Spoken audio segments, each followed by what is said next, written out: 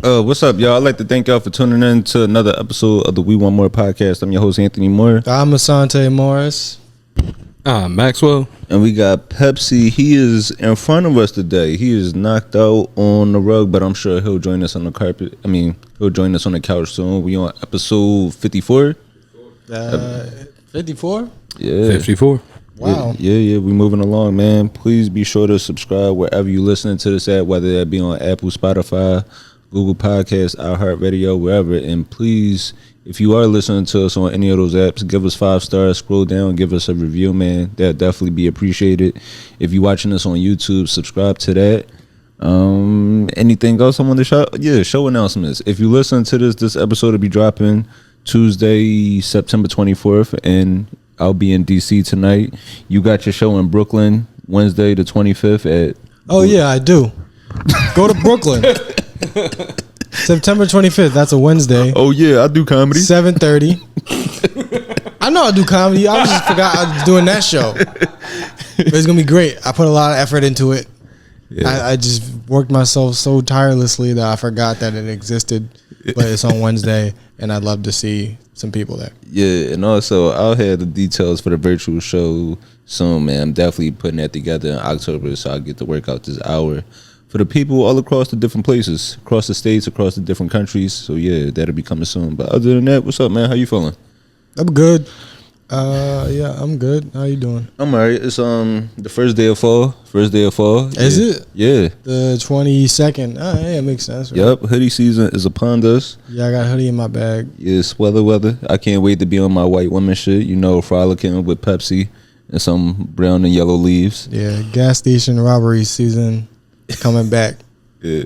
We used to be too suspicious to have a hood on. But you want to know what's crazy about that? What? These niggas will wear a hoodie and a Shxts in the summer, but then when it get cold out, just go outside and a short sleeve shirt. Well, that's because they're stupid. But I'm saying like the average run-of-the-mill, average intelligence criminal can get away with some shit now. Oh, okay, yeah, you know, yeah. You can. First of all, you got the hood. Right. You can wear a mask, and you got the pocket in the hoodie, so you could just take like little shit on the way out. Yeah. This isn't a master class, but sorry. I forgot to mention too last week that it's actually Hispanic Heritage Month. September? No, I think Hispanic Heritage Month starts halfway through. That does not make sense. I've been real quiet about this just because I'm like, it's nice to just, have a Spanish Heritage Month. I seen a thing this morning on the Hispanic Heritage Museum that's in the Heights. It's like free to get in there. Yeah, it's real dope. And then I go, it's a bodega. Yo, this is why I don't complain. To be honest with you, there's no point. Y'all don't care. Why we get in the middle of 2 half months? Right. Yeah. Yeah. Nah, it's dumb. You get 31 days though. Yeah, that's another reason why I didn't want to complain. That's another reason why I didn't want to complain. Also, my birthday falls in between this, so I got no issue with it. What day is your birthday? It's the 11th. October? Yeah. Oh shit. Yeah. I guess before we get into the topics this week, you want to get into some of the questions? Sure. All right. You got any good ones? Yeah. All right. So we're gonna do the questions. Wait, do you have a title for this? Nah, not really. Question of the week. Question from listeners is pretty. I get excited about it. Yeah. So right now we're gonna take some questions from the listeners. Questions from listeners. Yeah. So first off, somebody asks, are there any dreams you believe you benefited from by giving up on them? Dreams that I benefited from giving up on? Yeah. Being a rapper. Yeah, I think most kids want to be like a rapper. Yeah, rapper, NBA, and then you realize like I'm 5'5". Yeah. I mean, I thought I was going to be, I still fucking do it, but I thought I was going to like go like all in on skating. And I'm like, that shit sucks. Like you get fucking a pair of sneakers for trying to break your neck. Like jump down this flight of stairs for some sneakers, you fucking idiot. That shit is crazy. Yeah, we'll pay half of your rent. Give you some shoes, you piece of shit. You break your tailbone, and we'll give you some Vans. Yo, on some real shit, I like noticed as I started to age. I mean, I still like it, and I'm like, a lot of my friends do this shit and they make money off it. But they like target teenagers and shit. Mm-hmm. Like they don't like target. I'm not trying to say like what I'm trying to say is they try to recruit you when you're young and shit. Yeah. And they put all their effort behind somebody who's like 18. Because one, they get the most amount of years out of you. But I noticed like that's why you still on your parents' health insurance. I'm 26. I'm not on my mom's health insurance anymore. Most kids under that age are. Right. So you get like a younger kid. Because like all my like homies that skate and make money off of it, they don't got no fucking health insurance. Right. They gotta pay out of pocket most of the time because like no company's really doing it except for Nike, like paying out, health insurance and money for that type of shit. So you don't really gotta worry about that if you just stick to getting 22-year-olds and shit that are on their parents' health insurance. One, and as a teenager, you're more prone to risk-taking behaviors. Yeah. To where you're like, I'm not even gonna think about the fact that if I get fucked up, they're just gonna kind of leave me out to dry. Yeah, that is true. Because I'm the same way with basketball now. Whereas, like, before, it was nothing for me to just go play ball. Like, just because it's like, all right, if I do get hurt, shit, it ain't nothing for me to just make a visit. Now, where it's like, Don't worry about it. I gotta make a conscious choice. Like, that's why the only basketball I play now really is 2K. Yeah, basketball it's a weird thing because what do you think is the cutoff, like average cutoff? Because I know you could play till you like 40. I know it's 40-year-olds in the NBA choking teenagers out and shit. But like, what do you think is the average cutoff of a basketball career? Yeah, I want to say high 20s. And what do you do for the rest of your life? I know, and like they want you to think nothing but that one thing, and then you get like 10 years. Yeah, because even like maybe most of my friends that I went to school with, like from college. Like one of my good friends, Ryan, he's actually from he's from Bayonne, and his class coming out of high school for the state of New Jersey, and then went played college ball at my school, St. George University, and I think he had to kind of retire early just because of like knee issues. Because it's like you go playing your whole life at the highest level, like you going 20 years putting all this like pressure on your body. Now what you do in this next step. And that's what kind of hurts a lot of basketball players. Like, yeah, it says on average, most players try to retire from the NBA around the age of 34, 37. But even that's a high life. Like 34, 37 range is like for like the percentage of people that actually do enter the league is such a small number. Yeah. So it's like once you give up on, like, not when you give up on that, but it's like once that stops, it's like you have to go the rest of your life. Like you're going to be, which is, so it's like you're going to be playing, you're going to be living much longer than you've done that. So it's like that's where 10, you got 15 years at the most, right? Yeah, and that's where you got to figure out who am I after this. Yeah, like you can't, like they really want you to think like be really good. Don't think about anything else except this one thing for about 10 years, and now for the rest of your life you got to try to live off of Little Caesars commercials. That's fucked.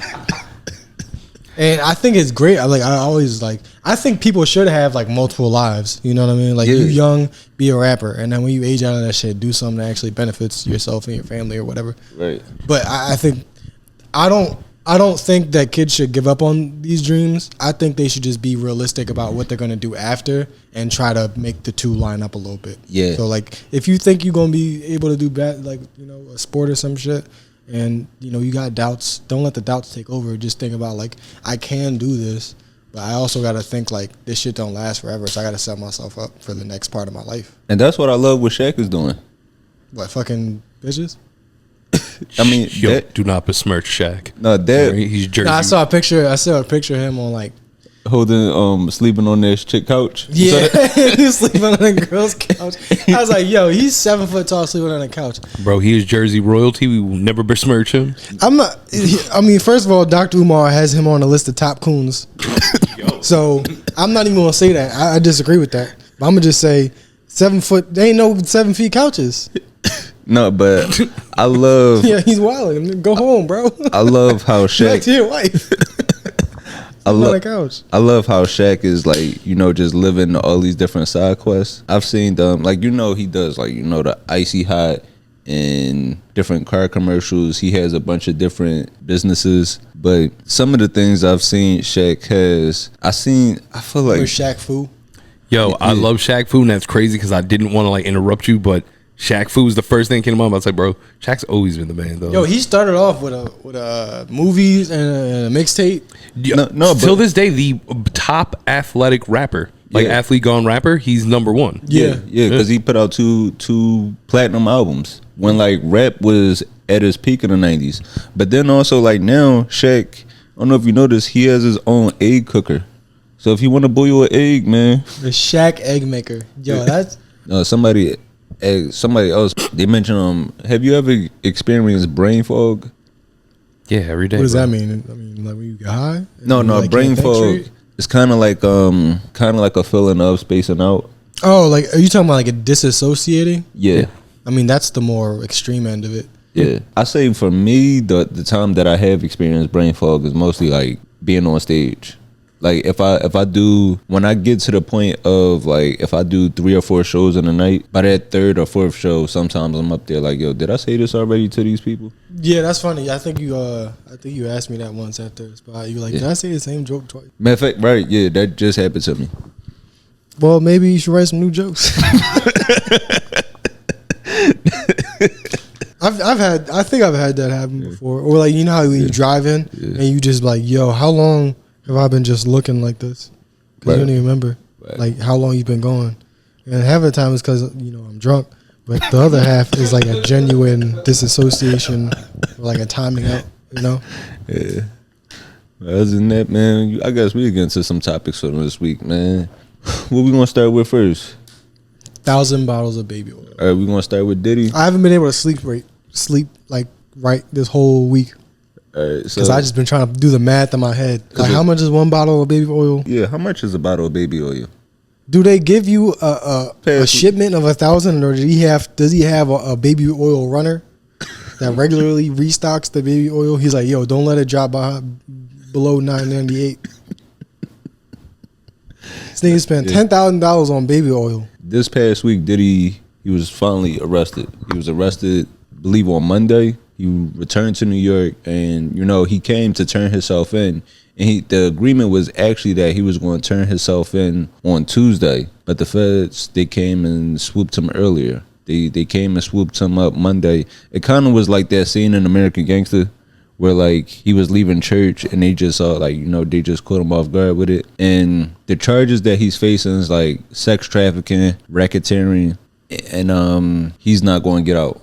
Like he's either going to do a long time. He might slip through them bars, nigga. He's a slippery dude. No, but that's the thing. They need to put him in a straitjacket. And that's the thing, right? Along with like they did a raid of his different properties, and along the properties they found like different types of like drug paraphernalia. They found guns with the serial number scratched off.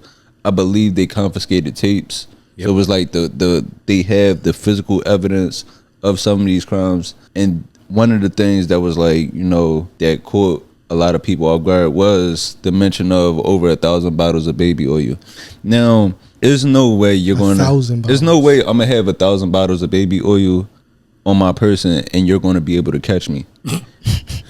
Bro, that shit would have been set around the house like Mario bananas. Yeah, I would have sprayed it on the floor. Them niggas would have been slipping. Niggas It's a nasty dude. Yeah. So Diddy, he got hit with the Frico and 1,000 bottles. Yeah, 500 bottles. I'd be like, God damn. How many bottles of baby oil? How many people do he got at his house? Yeah, that can't share bottles of baby oil. Everybody leave with a bag of baby oil. Is that a rule? Yo, you come to my house, you're not sharing baby oil. We got money over here. Like, what the fuck is his thought process? Between 1,000 and not even just 1,000, over 1,000. Yeah. So you don't even know, it could have been 1,200. Yeah, and you know what I don't like though? What a lot of people have been paying attention to is like not the shit that he's done to like women. They people only been looking at like the allegations of like since there have been mentions of him doing things with other guys, and now. We don't know how cool, but like the relationship with Meek, that friendship there, Meek has been catching a lot of jokes, right? And with the Meek jokes, I be looking at it. That's why like a nigga like Boosie is so homophobic now, because the way Meek has responded to it, Meek hasn't responded to it in the best way, and that's why like when these rappers, when they do fight off the allegations, they immediately just, instead of just saying like, you know, that's not me, I'm not into that, they just take it to the extreme, like, oh, I'd kill a nigga if he ever tried me. I would totally believe that, you know, Meek or whatever dudes were, there were allegations that he might have got, you know, diddled by Diddy. I would believe that it didn't happen, but I refuse to believe that nobody was aware of the insurmountable bottles of baby oil. Like, how the fuck you can't hide 1,000 bottles of baby oil. So nobody goes in that whole room and this is the baby oil side of the house. Like, I just want to know, because everybody acting like they don't know what's going on. Even if you leave the party early, you walk to the bathroom to wash your hands before you go and go, God damn, that's a lot of baby oil. There's no way. Why is the baby oil in the microwave? He just got them placed everywhere. Nobody noticed that shit? I mean, you know. Nigga leave baby oil under the pillow like it's chocolate. Nobody noticed this shit. I refuse to believe this shit. It really isn't too much like new, like it's no real like new allegations that come out over the past months. It's just like now they finally got the concrete evidence that they needed with all the video footage come out, like the tape that came out of him in the hotel. The whole Cassie situation.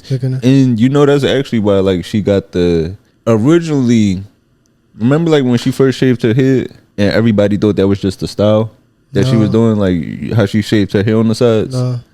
That like, hideous style that caught on where everyone was shaving just the sides and letting it drop down. Yeah, like that's right there. Like, so you know that actually came from because she said he attacked her and pulled some of her hair out. Oh shit.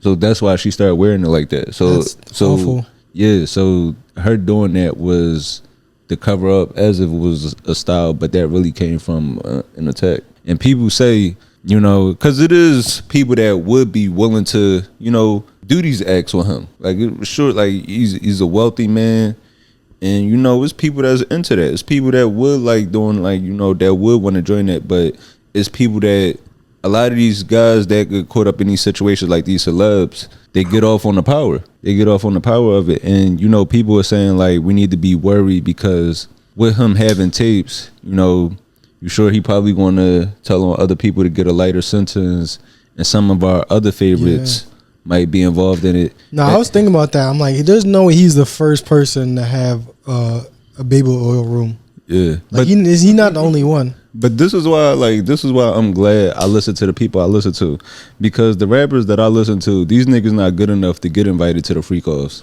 Nobody's bringing in Big Sean after the album with Metro. I don't know. He got his abs done. You get your abs done, I assume you down with some baby oil type shit. So I'm not really. I wouldn't put it past him. Yeah, he's definitely not getting out though, because you know did you see the Bell proposal? Denied twice. Yeah, so he tried to. He could sell his baby oil for a fucking plane ticket. The Bell proposal was a $50 million bond, and he planned on putting up his house, I think a few other properties. He offered to submit his passports along with his mother's and his children's passports, which is like some wild shit, because you know he just had a baby like maybe a few years ago. Like I think he has a 2-year-old daughter. Does he seem like he pulls out? He has a 2-year-old daughter. Like, and it got to be terrible to be the last kid that didn't get to enjoy the Diddy lifestyle. Yeah, like all the other kids, they got the party. Like King Combs, he got the shit. He's facing charges. Yeah, he got. Like, yeah, one kid gets to be a rapper, the next one's just gonna get bullied in elementary school. That shit is but shit, that it's shit disgusting, is, man. It really is. Like, most people that don't trust the government, they might put all their money in gold bars. This nigga put his money in ball gags. This nigga has done so much damage and committed so many crimes that there's a light-skinned baby out there that's not even allowed to travel nowhere. Shit. Yeah, he's on suicide watch in the same spot where they took out Epstein. No, but I think that's just protocol for high case celebs. You think that's just protocol for them to request to be put? Oh, he in the same spot they put El Chapo. Yeah, same spot that they put Epstein, bro. That's the, if they want you to stay, you stay. If not, you go. But didn't El Chapo, is this the place where he escaped with the tunnel? No, bro. This is in Brooklyn. No, that was Mexico. Yeah, bro. Oh, that was in Mexico. This is Brooklyn. This is Brooklyn, MDC. Yeah, the only tunnels in Brooklyn are Jewish. They are definitely not gonna help Diddy. And I don't like the whole excuse of why can't he get bail because he's denied bail, and people are saying like, you know, he shouldn't be denied bail because Cosby was allowed to post bail, or like Harvey Weinstein, they were allowed to post bail. And we got to stop doing that. We got to stop with that whole argument of this nigga was nasty and able to get away with it, so why can't I? So they're worried about him getting out because they don't want him to try to tamper with any witnesses. But after these freak offs too, right? After the freak offs, they were so wild that he had to like replenish himself the next day with IVs. No, I ain't gonna lie. I ain't never had that happen to me. I'm trying to see what that felt like. I'm trying to see. This nigga got sunken eyes from nutting all night. I don't think you want to see what that be like. Why can't I see your ribs? Because remember that movie where 50 Cent was a cancer patient? He's in bed like...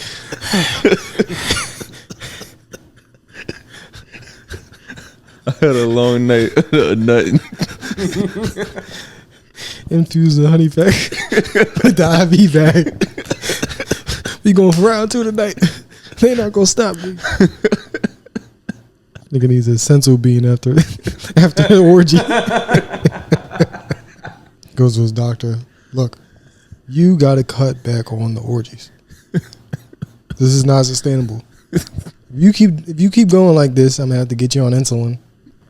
Yeah. No, he needs to be locked up because when you take it to this level, it's not even. It's like to a certain point, it's like a serial killer. It's like you're not even killing because you like it no more. You just killing because you just don't think you could get caught, or you just want to eventually be caught. When they send him into jail and put him in a cell, you know how they tell you to bend over and cough? He gonna moan.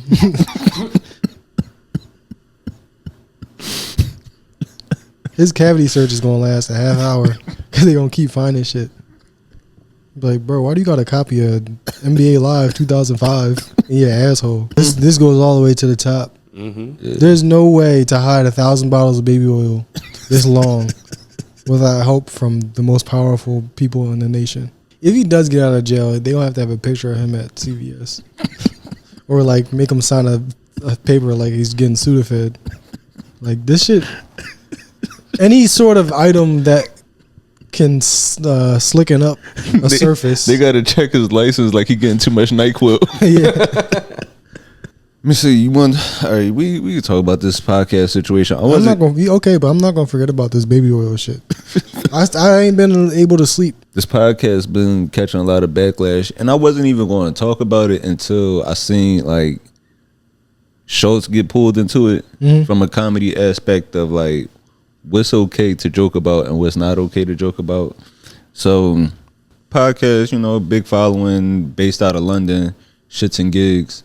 These two podcasters, they came to America to do like just a tour run of live shows, and then while they were here, they also did a podcast on some like, you know, American podcast. First they started catching some backlash because they went on this podcast in Atlanta. I think they were just asking a question about like just women America. And I'll play the audio for you. In Atlanta, I've seen the least bodies so far. Oh, Yeah. thank God we ain't from here. I'm a Texas girl. You ain't offending me none. You see, they ain't say Houston. We'll still go a couple days. Maybe we'll find out. But yeah. I've seen like 2 or 3. Hey, but what is y'all's type though? 5 is the type. Facts.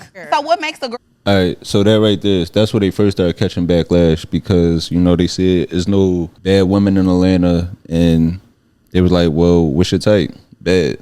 Just basically Atlanta don't got it. So when it came to that, you know, a lot of their following are women, specifically black women. So they're like, hold up, how you ain't find no bad women in the home of, I'm saying. So then people started digging into like their other podcasts to see if there was like some form of misogyny or colorism or just like certain things that they didn't like along the way. And then they found this clip where they went on Andrew Schulz podcast. That clip is what really sent it over the top for them, where they really start catching more criticism. Just because the demographics that these podcasts appeal to are totally different. She stole your ginge. How you feel about that? I'm here for it, bro. I'm here for the multicultural. Yeah. Really? Yeah, Black Black girlfriend effect. Yeah. Yeah. Came You're in, into that. Yeah. And Meghan She Markle's came fine in. as What's the fuck, black so. girlfriend? They just come in and start fighting? Nah, bro. You guys don't know about the Black girlfriend effect.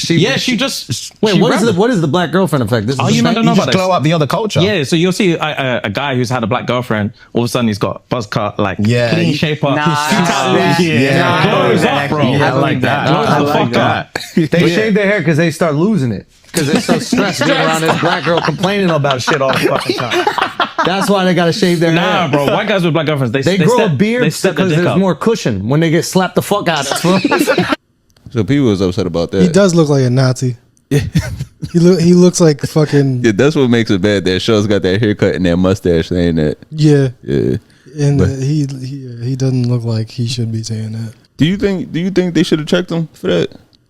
I think when you, all right, so if he's just joking, like if y'all joking and then something comes that way, you don't gotta be like, oh man, that's not funny. I don't have that in me. I don't have that like, yo, you can't say that. I would more so just like, it's just more, you gotta retort somehow, like in a comedic way. So I would say like, you know, because you are kind of talking about my family, so then I talk about your family. That's all it's got to be. It don't got to be like, dude, you can't say that. That's not cool. Yeah, because my mom is amazing. There's a lot to play with there. It's like, okay, black woman might hit you, but at least you don't want to. But no, but we're not responding, right? I'm sure I've done plenty of podcasts where comedians said something that I didn't like, and it's like, what I'm supposed to do? Just fight them? Nah, but they did laugh like as hard as they could. They did, but I understand they did, but what messed them up, right? Like I understand not checking another, like one, like you said, I don't police what other people joke about just because I know how I like to joke, and I know how some of our jokes could get looked at as offensive to certain groups. Well, we got white comic friends, and they say like fucked up shit. Yeah. So I just have like you gotta have the reflex of just like you say some shit, then I say some shit. Yeah, and also with Schulz, we've had this conversation about like But you and him, like he knows, like, all right, so people are mad because they saying he built his platform off of black culture, right? Mm-hmm. But I think he like Schulz is more than aware of like the opportunities he's got, the privilege he has to a certain degree. And when I asked him about podcasting, like just for advice, right? Asked him for some advice, and I was like, when do you feel like your podcast really took off? Like, when do you feel like everything clicked for you? His initial response was, honestly, I had it easy because I came in the game with Charlamagne. Like, he got to co-host a podcast with somebody that was on, or is still on, arguably the number one radio show for black entertainment. Yeah. So he's aware of that. What made it worse was these guys, after laughing at this, they went on to say that there's no room to be making these type of jokes. Yeah, it's like, then why did you laugh? You either gotta address it, or you just stand on what you did. Because now they look weak. So now that they've fallen back, this situation. But every time I've seen something like this, when you apologize for some shit that you meant to do, now they gonna attack everything else you do because you fucking showed weakness. Because the problem is, these guys, like, in this situation, you're the influencers. Yeah. You're the influence. You're the one that dictates what's okay for you and what you want. You can't let your crowd dictate your actions. You have to do what's true for you. So, like, that was a genuine laugh that, they thought it was funny. If you thought it was funny, that's okay. You took it as a joke. Stand by that. But when you switch the roles as the influencer and you apologize on your actions that you were okay with, that's when you just flipped and you let the audience become the influencer. Yeah, in that situation. You can't let them tell you what the fuck is funny. I mean, if they were like, nah, that shit not cool, or they like, I don't know, if they're just not being consistent. And I don't like whenever I see somebody get in trouble for some shit and they apologize and their apology doesn't line up, because it's like, you meant to do this shit, bro. You said it. It was recorded and edited and put out. And on like how, I feel like a lot of the people that are upset in this. How you feel about him, Max? Andrew Schulz is the white devil. And I say this not as a point of comparison or a dismark, but more or less because we smell our own kind. He knew what he did. But the stand-up thing that he did was he wasn't a little bitch about it. The British dudes, after blaming Schulz essentially and the flagrant crew for setting them up and sabotage to some point, we said it X, Y, and Z, Schulz came forward and explained, you had full editing rights. We gave you everything for you to approve on. So which means that after you laughed initially, you then laughed again in editing and laughed enough that you felt it was okay to be put to the public. Right. Then tried rolling that story back and then tried deleting 100 episodes of your original archive. Which is wild. Yeah, you gotta stand on the shit you do, bro. Yeah. If I'm gonna say some shit and put it on the internet, I'm gonna have to stand behind it. I mean, I'm also not gonna. We mention black women, but we don't really. It's just kind of hacky to be like, oh, they talk like this and they neck move like this, and it's kind of been done. So I feel like that's more the reason why I don't do it. Also, because I don't believe it, and I don't feel like it's like original. You two love black women. I mean, and also women. And I don't want to keep putting accentuation on that point, but I think that guys who are truly lovers of women don't speak to and on women the same way that panderers do. No, but not even just that. Because we actually get them. Exactly. Well, okay. Like we don't gotta pretend. We understand the situation. Yeah. No, but not even just that, right? We love women, we love black women, but then it's a whole generation of people that's upset about this on the internet because a lot of the people, their blackness, a lot of people blackness just start happening on the internet. Yeah, real shit. A lot of people just realized how serious it is to be black, bro. No, seriously, like, yo, this shit is a problem. And I think, and when I was thinking about it, I think that might be my reason. I think that might be the real reason I don't like the Beyonce version of "Before I Let Go," because I feel like that song kind of symbolizes the new blackness. Like, I see that. It's surface level blackness. Yeah, Black Panther hats, no Black Panther thoughts. It's kind of like it's kind of like the conversation like of berets and shit, but like no action. Yeah, it's kind of like the conversation of the whole natives versus transplant thing, where you have the natives that actually live in it, and then you have the transplants that come to these different places, gentrifying their own people, and their ideal of blackness is two-stepping in the street and going to brunch. It's a lot of people that, bro, I'm telling you, it's a lot of people, like, it's a difference between people that's just like, just wake up and this is who there is, and then the black people that's out here trying to live their version of insecure in Brooklyn and DC. Yeah, I don't like, I think at the end of the day, this is a whole other topic, but black capitalists rub me the wrong way. Yeah. Like people that are like avowed capitalists. I mean, everybody kind of is a capitalist because just by birth, we hear, but like the people that just swear by it bother me. Jay-Z, the people that would defend Jay-Z, or the people that are like, no, I'm not going to take $50,000. I'd rather go to brunch with Jay-Z, and the kind of wisdom he would instill in me is worth more than $50,000. Fuck, he gonna tell you he ain't tell Memphis Bleak. But yeah, man, ththese British dudes suck. Yeah. Oh yeah, back to them.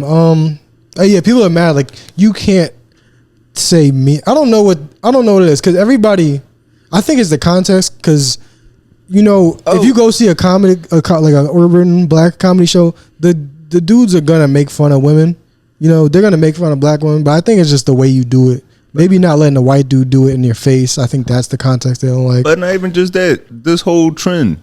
The whole trend is, so the whole black girlfriend effect, right? What this initially started from, it's pandering. First of all, it was a trend of black women posting on TikTok about how once they got in their white boyfriend lives, their white boyfriend started to do different things. They started to cut their hair differently and dress their hair differently. Yeah, man, washcloths, all that. It's a game changer, bro. Lotion. I mean, that's good, but you don't gotta change the way you look, motherfucker. Keep wearing Asics. Nah.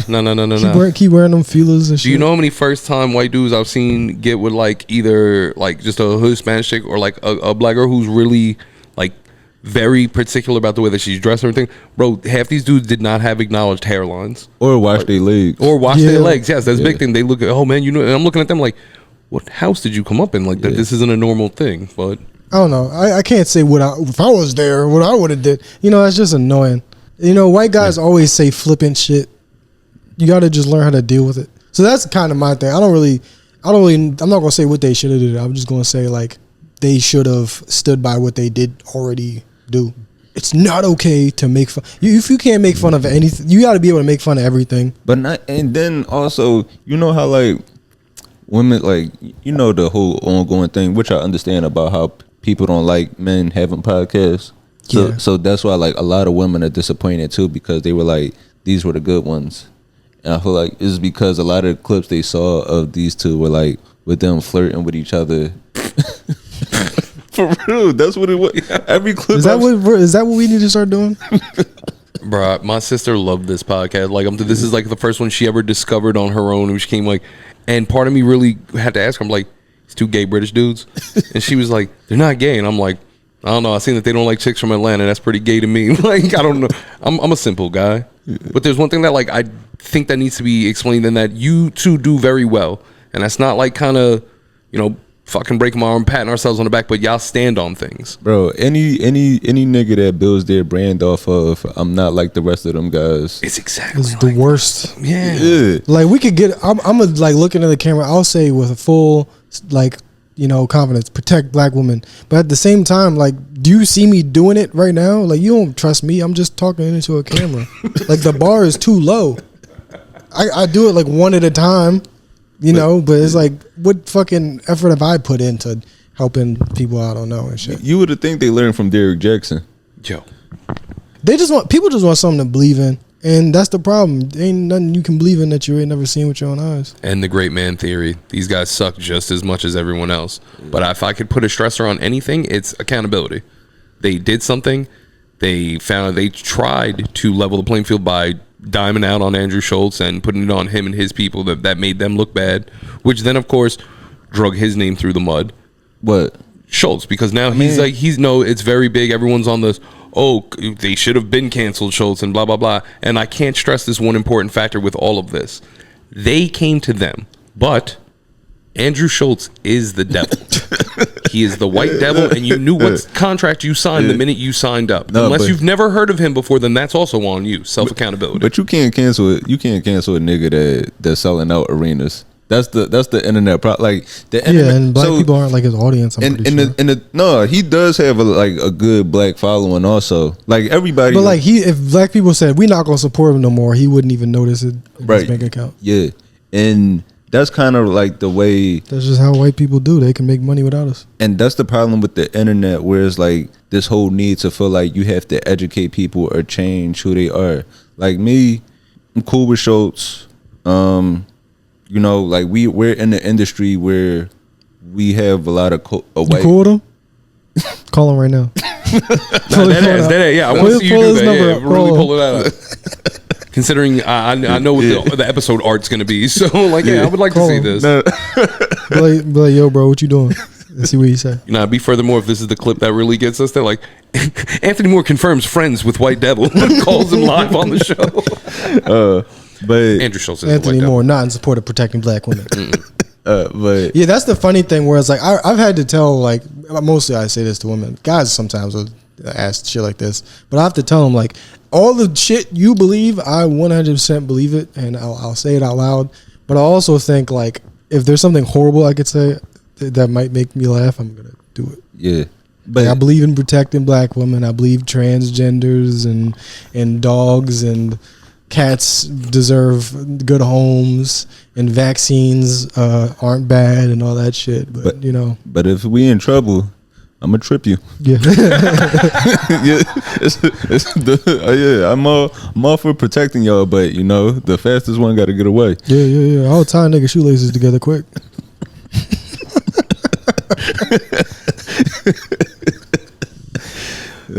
But yeah, podcasters, we have no spine.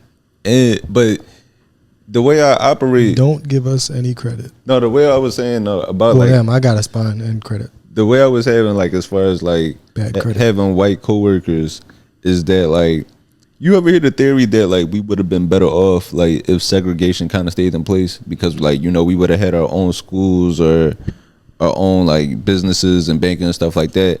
I kind of aware, aware.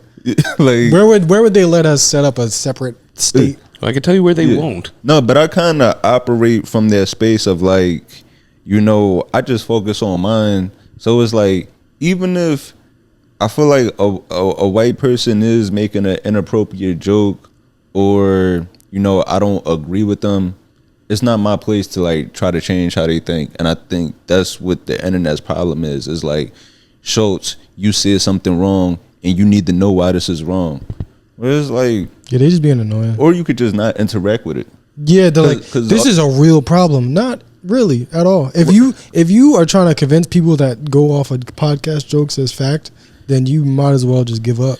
These guys, let me see. Wait, can you scroll down? Was there anything else on it? I know this shit made this shit was like really high profile, especially like even in London. This made the BBC. What, that you? Oh shit! What, the like they were like the news BBC.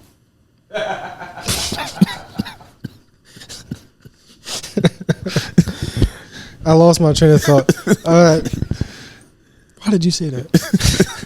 So like they're saying like this podcast, like they're saying that, like they brought the news brought like Schulz's the clip into it. Yeah. Okay. And like in this whole apology, they compared the reaction to a fight or flight response because they were in a state of shock. Like, grow a fucking pair of balls, nigga. What the fuck? Grown ass men. There's people that have sword fights on y'all streets. and this is what did it for y'all. I've seen like all right, so it was a couple of kids in a shop in London. They call it Shxts. He was in a chicken shop, and then some blokes came in with some swords, and this dude picked up a stool and he had his own sword, and they was like literally having like a sword and shield fight, just on the street. Which is like, you gotta respect that they still keeping it historical. Yeah, you have Popeyes, you hear somebody go on guard. Shit. What else has been going on? Yeah. Well, speaking of brandishing knives, you heard about the subway shooting in New York? Yeah, that was fucked up. Yeah, that shit was like really messed up, man. Somebody got shot. Well, actually, I think 4 people got shot. Yeah, it was technically a mass shooting. Yeah, 4 people. Damn sure it was. 4 people got shot because a guy didn't pay his $2.90 to get on the train. Yeah, what did it say? What station this was at? This is exactly why like public transportation just needs to be free. Just says a Brooklyn subway station. Wait, this is in Brownsville. Yeah, and now also too, like Brownsville. That's what I was saying. Like, to be able to get away with hopping the train, shit, you basically gotta live in a good neighborhood to be able to afford to hop the train. Yeah, because this is where they only police our communities. I mean, I got a ticket at Penn Station, but that was my fault. You're not supposed to hop at Penn Station. Like, fuck was I doing? Yeah. They police the places where they know poor people are going to be, and places where poor people are going to live. So like the train station that leads to the bus station, like Penn Station, Times Square, like those things. They're going to police those, and they're going to have cops stationed at something in a lower income neighborhood. So West 4th Street, like you said, Penn Station, Times Square, and then they'll be at like Broadway Junction, in the Bronx, at like Grand Concourse or something like that.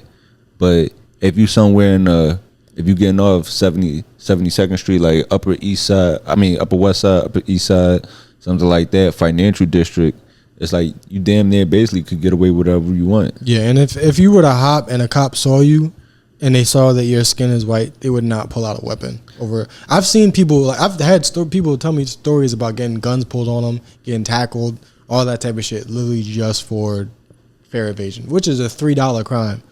A crime can't be a crime if it's $3. Like if somebody stole $3 from you, you wouldn't even be able to call the police about that because they'd be like, go fuck yourself.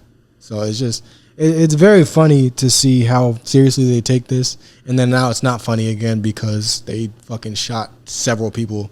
With one person being like a man that is now actually like suffering from some type of brain damage. It was a guy that was on his way to work, been working the same job for like over 20 years, I believe, and he was hit. Didn't have anything to do with this situation. And it's like he's running away. Right, and from that recklessness right there. Did he pull a knife? Yeah, he had a knife drawn the entire time. No. Yeah, well, I mean, no, but there is plenty of this that is wrong, not even just situationally, but just action wise. And like, I don't want to be one of those guys that like breaks down certain things, but like, bro, the lack of trigger discipline on any of this, the lack of like cohesion as far as like a range shooting, this was reckless. It was reckless from the standpoint. So the fact that anyone got hurt is a little beyond me. Also, when you hit him with 2 tasers, there becomes a point where you need to really understand, like, all right, man, he's not going down. He's clearly, he's gone. If you walking off 2 taser shots. But then how the police officers, when they were just both facing each other, they both had guns drawn facing each other? Yeah, look. Yeah, so they both could have hit each other. One of them did. One of them hit another cop. Yeah, oh wow! It was just he got shot in the arm. Just dumb. Oh damn. Yeah. That shooting standpoint, see, just exactly what I said. No trigger discipline, no line of sight discipline. Bystander, another cop. They gotta stop giving everybody a fucking gun. I just don't understand. Is there no training? That's my it comes to trigger discipline. Or do you not bring in range time? Is it not standard? There's like no background check for being a cop. None of that. They just look at a bruise on your wife's eye and you go, okay, you're hired. They don't actually fucking vet you. They don't see, like, the psych evals are fucking bullshit. Come on in, Mrs. O'Flaherty. What are you giving? It's messed up all around because like now you got these injured people that had nothing to do with the situation. They're going to put, probably from this, they're going to use this as a reason why they need even more police at stations. So nothing is going to happen to the police in this situation. They're probably just going to be told they did the right thing or get placed at another police station. Well, that guy's on leave, right? He's on paid leave. Well, the guy who got shot is definitely on leave. Yeah, so this is just going to in turn cost the people of that community just even more money. Whereas like now, this is why they have an excuse to keep raising fares because, we need more police or we need more police for the stations. Just like we gotta pay for lawsuits. I think like if you actually look at the amount that the NYPD spends on lawsuits each year, public transportation basically could be free. Public transportation, it should be free. It's like we pay taxes for a lot of shit. It's just that they're not allocated properly. Yeah. Like something with the word public in it shouldn't cost money, for one. And if it's $3 and you don't pay the $3, the threat of violence shouldn't ever come into play. Like, right? It's like a cop even just grabbing you up and shoving you against the wall is excessive for $3. Let alone shooting 4 fucking people. Right? Because if you stole something for $3 at Walmart or Target, that wouldn't even be taken serious. I don't even think it's that. I think they just want us to know, like, this is how it's gonna be. So if you want to do this shit, we're gonna fuck you up. Like they're trying to like bully people into accepting that the train costs money. Like I get it. I just am not going to pay money I don't have. If I'm fucking homeless, I'm gonna hop the station. Or if I fucking got $10 in my pocket until fucking Friday. Right. If I gotta get to work, fuck it. Yeah. Yeah. If I gotta decide, like, damn, if I'm going to eat, or if I'm going to eat and my kid's going to eat, or am I going to pay for this and lose even more money? Yeah, and it's like you can't drive in this fucking city for the most part. You can have a car. You can definitely drive your car to and from work, but it is not really feasible. So most people are going to take the train. And with most people taking the train, a lot of people are going to notice this $3, I can hold on to that. So there's no way for them to police this problem out of existence. And you're not even giving me $3 worth of service. Nah.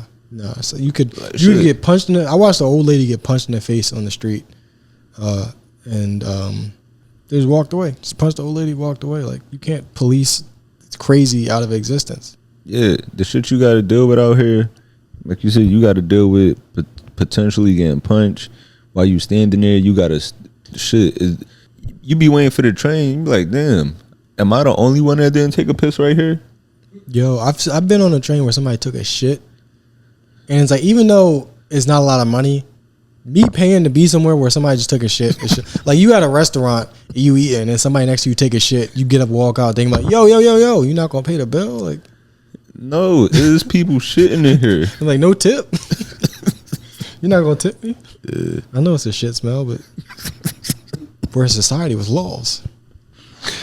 That's a good ass point, man. But also, too, since we're speaking about the public, did you see the Shxts? Well, the Philadelphia mayor, she reached an agreement with the Shxts on like the whole proposal to move the arena to Center City at around 11th and Market. It's a load of shit. Yeah, I hate this whole idea. So with this, it would also saying. So with this, they plan on putting the arena there, and they also plan on bringing a mixed-use high-rise building with about 395 units next to the arena. This agreement, she says, this agreement would bring more than $1.3 billion worth of private investment in our city. And most of Philadelphia, like most of the locals are against this. Most people from Philly want the arena to stay where it is. And Max, I'm sure you've seen the difference. Like since you in New York, you've seen the difference between like New York before the Barclays Center and after. Like, how you feel about that? What happened when the Barclays Center initially came on was interesting, just because at first it was kind of pitched like, oh, Jay-Z's going to be involved. It's going to be a big benefit to like the residents. And I know a lot of people who like, I got family that works at MSG and shit, so they were pretty hyped when that initially came. And then it seemed like everyone who was from around there pretty much got priced out. Right. Like it would seem like a lot of, once that went up, then they started doing a lot of the brownstones started going private. They started building up shit around it to like, give it that further equity of a downtown look.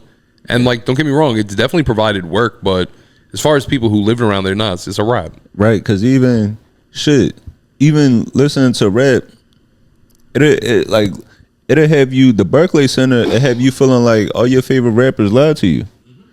You be thinking like, damn, how the fuck Biggie and his mom used to live around here? Because that's all, like, I hear stories of people talking about how they used to be able to get a 1-bedroom or a studio in Brooklyn for like $800-900. To where now, shit, I know people on TV with roommates, right? Right, that shit is crazy. I know writers on hit shows that gotta have a roommate because of how crazy rent is in New York. And there's also a fuckload of empty apartments, like vacant shit. Right, yeah. I think that the same thing is just about to happen to Philly now. Whereas like if you don't already have your own house, or your own mortgage locked in, there's a lot of people that's going to get priced out. Yep. Well, the good thing, you got to think about like how genius the city government in Philly is, where it's like if we don't invest in educating the people, then we can just ignore their opinions on shit. Because they don't have the education to fight this shit. You're like, I'm not gonna listen to you. You don't even got no fucking high school diploma. It's genius. You just propose shit and they're too stupid to fight it. That's such like an interesting question, and it just fucking threw me off. Yeah. So the announcement comes after they denied the opportunity to move to New Jersey. Mm-hmm. So they were initially planning on like hooking up the Camden waterfront. How do you guys would have felt if they would have done that? Like if they decided to move it to right into Camden. I don't have the education to understand what's going on, so I would have $1 billion worth of tax credit and bonds. I don't know what the fuck that means. Honestly, I was thinking about all right, so you know how like Jets and Giants stadiums obviously like fucking it's not in New York. Yeah. It's like in Jersey. So you think about like, man, it's cool because it's close enough that like you get that you obviously get the market for the stadium. But like the city isn't as bothered as that. I'm wondering if that would have benefited Philly to just move it to right outside, turn Camden that side into like a major work area, and then still be able to keep Philly and actually maybe provide those same jobs for Philly residents. I mean, this shit is like with them saying that's what I don't like. New Jersey is just like the laundry room of America. Yeah, bro, we'll take it. Whatever. Put whatever. Yeah, fucking put your laundry in there. Put the dog in there. Fucking wash your hair in there. But what them saying is going to create thousands of jobs amongst the city. That shit is like, it's just so full of shit. Like to make it seem like it's something helpful. what is thousands of jobs going to do for millions of people? Like, because when you look at the jobs, that is going to create was within that thousands of jobs, you got people working the concession stands. Yeah. You got people working concession stands. You got parking attendants. You got, I don't know, people at the merch tables. What the fuck is a nigga selling cotton candy going to do to help the city? No, it's hilarious. Whereas like, you always could have got a job selling hot dogs. I'm gonna sell crack though because there's no way I'm selling fucking hot dogs no matter where it is. Like hot dogs. Good news. You don't gotta sell drugs anymore because we got somebody who has a truckload of foam fingers just for you. Yeah, that thousands of jobs. Yeah, there's a fucking. These niggas don't want jobs. The jobs aren't good. Thousands of jobs is like a really nondescript way to try to justify some bullshit, and it's literally the same way we justify anything. I love corporate big speech. Like I just like when someone gives like a big empty answer. We're gonna have lots of jobs. We're gonna fucking. So apparently, like, and then once again, I'm not familiar with the demographic, like at least geographically of Philly, as good as you guys are. But it says that this would start to push in on Chinatown. Yeah, it's legit right next to Chinatown. So like 11th and Market, Chinatown basically starts the block over. The traffic that's gonna be right there too is gonna be fucked. Like trying to get the on ramp for Vine Street. Yeah, the Vine Street on ramp. That shit's gonna be. It's already clogged all the time. It's gonna be fucking impossible to get to and from there, especially at rush hour. Yeah. Like that shit is bumper to bumper for like. It might take you an hour to get something that's normally 15 minutes. So you put a fucking stadium there, that shit's gonna suck. And that was the argument. Another argument I don't like that people is making that are in favor of this. I don't know a lot of people saying, well, Chinatown, they got to deal with gentrification too. And that's and I don't like that because that goes along the lines of what you were saying. Like people think black capitalism is a bad thing too. Like I don't like how when people like I know a lot of people that's getting into real estate and getting their own properties and they're charging the same price as the other people that are coming in gentrifying their neighborhoods, where it's like, bro, you part of the problem too. Yeah. Like you might be even more of the problem gentrifying your own people out. Capitalism in itself is just a double-edged sword. You know what I'm saying? You want to see that thrive. You want to see that wealth come into it, but you also understand that it comes off the blood of others. Like that is the. So that's what I say. When you guys say black capitalism, white capitalism, nah, bro. Yeah. Capitalism in itself is kind of a rough thing. Yeah. Like it really depends. But I like the way that the mayor handled it, though. They put up the thing saying that from the Chinatown advocates, they're going to infringe on the space. To which she replied, "Now to the good people of Chinatown, please hear me. I see you. I listen to you. I want your rich, vibrant community and proud history not just to survive, but to thrive. I believe we have the best Chinatown in the nation, and I'm committed to working together with you to support it." That is the most beautiful way I've ever heard of someone saying we're getting rid of everything. Start packing now, guys, because you know what? You ain't gonna be around for much longer. Yeah, saying I'm committed to working with you means go fuck yourself. I'm in charge. Start packing it in, fellas. Write down your little proposals, and I'll fucking deny them one by one. Anytime somebody say, "I hear you," yeah, I see you. Yeah, they don't give a fuck what you got to say. Like your girl say some shit, you like, "I hear you, but fuck all that shit. I'm going wherever the fuck I want to go, doing what the fuck I want." And this whole proposal like of the moving, it came from like the Sixers owners, right? Essentially threatening like they basically bullied the city. They basically bullied the city, whereas we're either going to move here or we're going to leave and go to another state. So it's like it put them in their awkward position, and it's because they want their own building because they're renting their building from like the current building. They're renting it from I believe they share it with the Flyers, and then they also have to like schedule games around concerts throughout the year. But it's like this building that they're going to build for the new stadium, so the Sixers could have their own arena.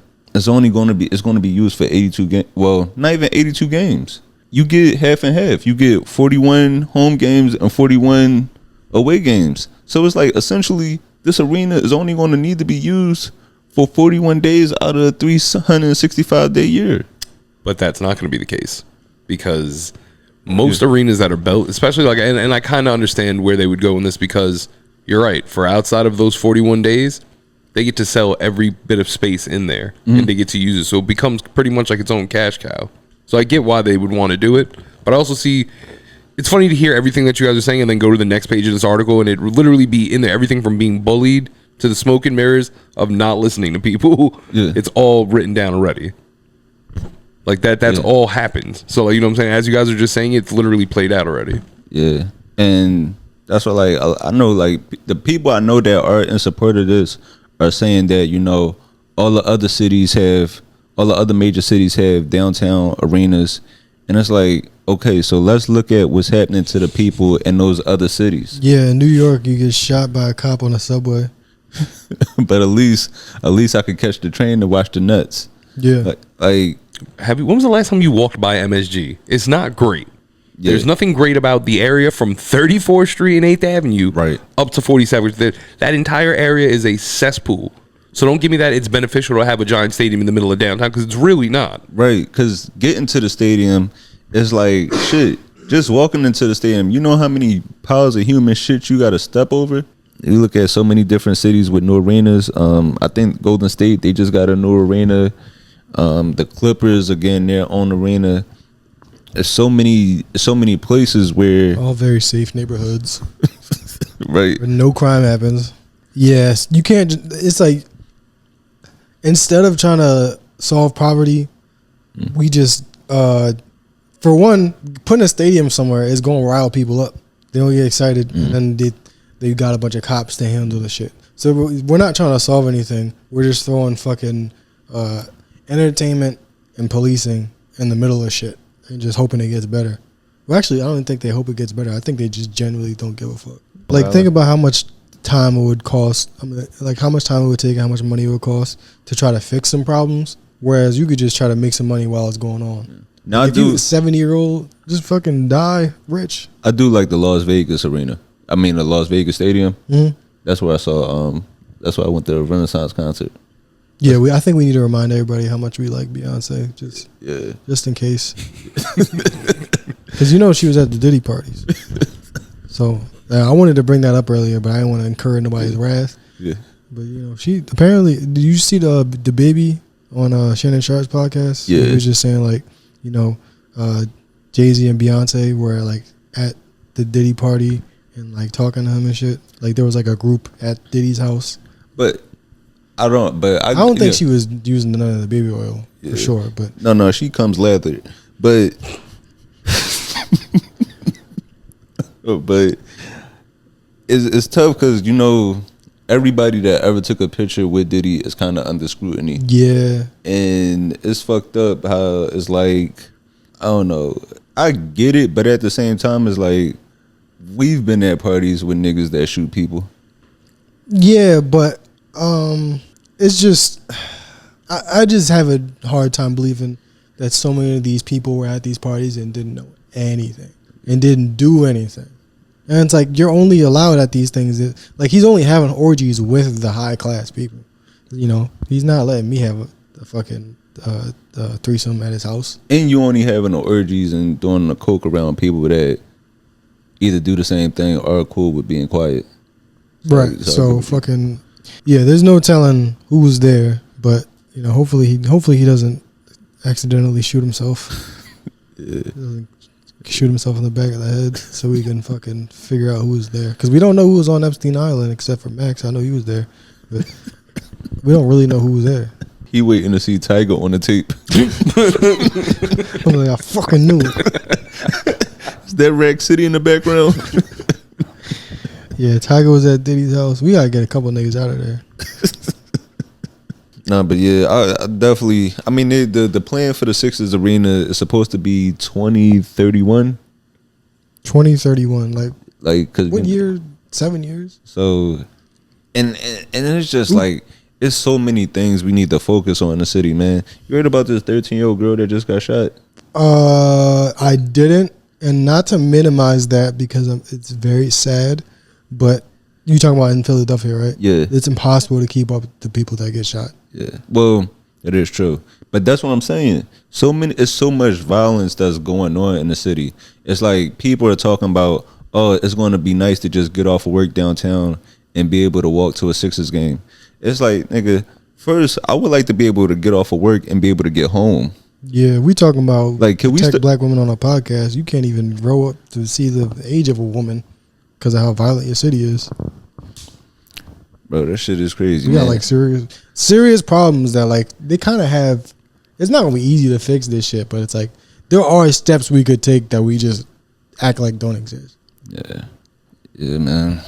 Let me see. All right, you ready to get into the movie?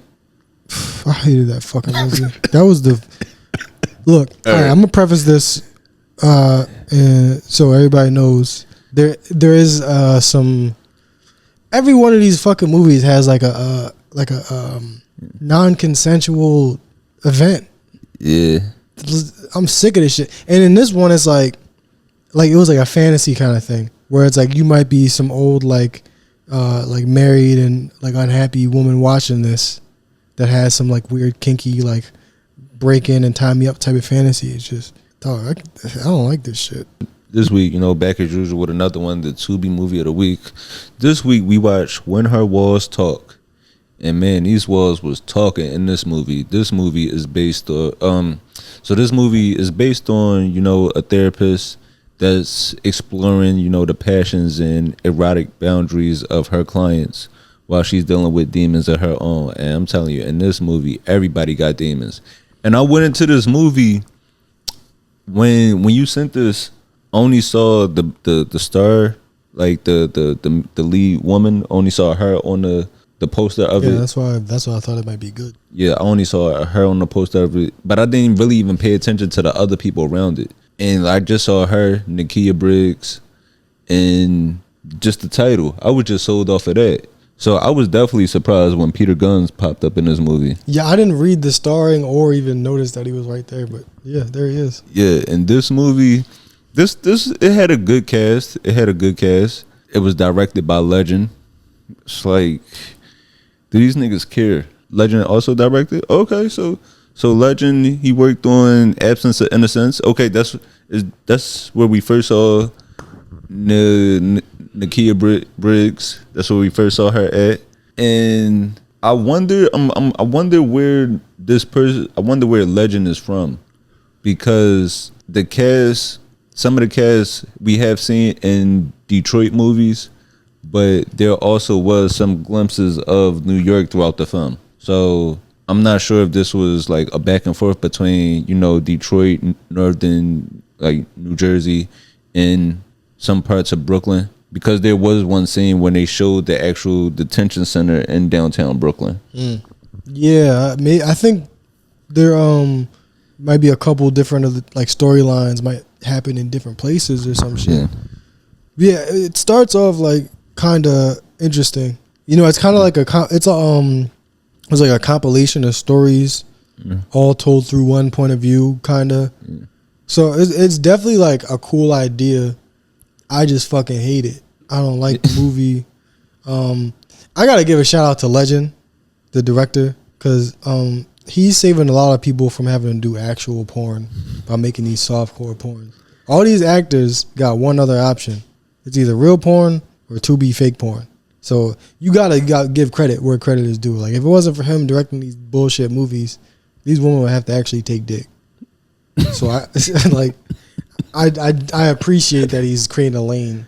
No, but I did like how it started, because outside of the storyline, you could tell there was actual like effort and care put into like just getting the right equipment. Yo, the production quality was good. Yeah, like the shots were good. The audio was on point. So visually and audio wise, everything was there. But it was like once we got into the story, it's like, oh shit, here we go again. And and it's like, with these movies, we really do have to look at how this is playing on us mentally. because I mean we kind of talked about it where it's like kind of like the guy that made the Super Size Me documentary where it's like I'm just eating McDonald's every day. And that's how it is with the Tubi movies. It's like watching these movies, it's like, what am I doing to myself?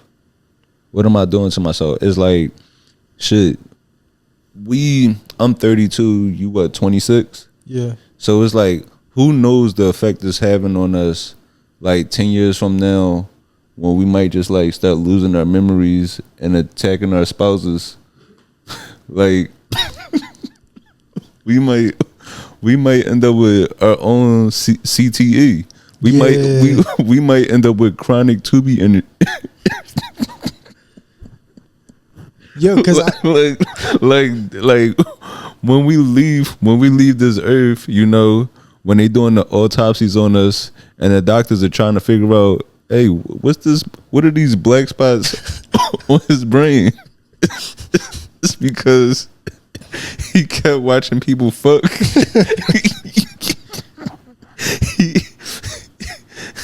he kept watching sex scenes to baby, can I shoot the club up? Like this shit can't be healthy for us at all. But we putting ourselves through this so y'all don't have to go through this. Yeah, I don't know. It's like really, because every scene in this movie starts like, oh, okay, they're about to fuck. Like everything is a setup to them fucking. Like somebody walks in a room and they're like, what's up? Oh, do you need something? Can I do something for you? Like that's the vibe. So now I can't do shit normal. I go to the dentist, they're like, open your mouth. I'm like, open your mouth. Let's get it popping. Like, I can't do nothing normal.